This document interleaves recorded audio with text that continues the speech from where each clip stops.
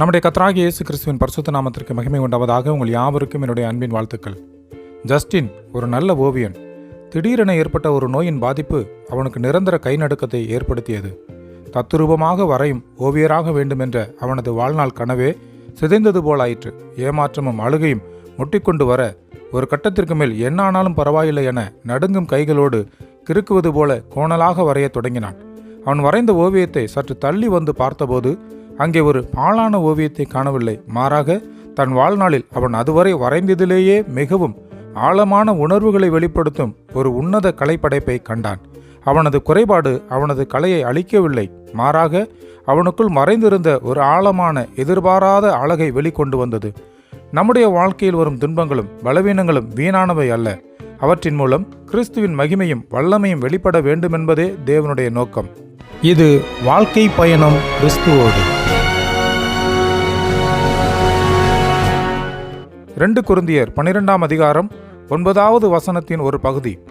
என் கிருபை உனக்கு போதும், பலவீனத்திலே என் பலம் பூரணமாய் விளங்கும். பிரியமானவர்களே, அப்போஸ்தலனாகிய பவுலின் மாம்சத்தில் ஒரு முள் கொடுக்கப்பட்டிருந்தது. அது நீங்கும்படி தேவனிடம் 3 முறை விண்ணப்பித்தும் தேவன் அதை நீக்கவில்லை. அதற்கு பதிலாக இந்த வசனத்தின் மூலம் தேவன் பவுலுக்கு உணர்த்தியது, அவனுடைய பலவீனம் ஒரு தோல்வி அல்ல, அது கிறிஸ்துவின் வல்லமை பவுலின் மீது விளங்கும்படி கொடுக்கப்பட்டுள்ளது என்பதினாலேயே.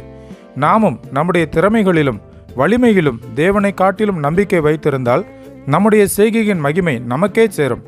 தேவன் மனிதன் பெருமை பாராட்டாதபடி உலகத்தின் பார்வையில் பலவீனமானவற்றை தேர்ந்தெடுக்கிறார். 1 கொரிந்தியர் 1ஆம் அதிகாரம் 29 அப்படித்தான் சொல்லுகிறது.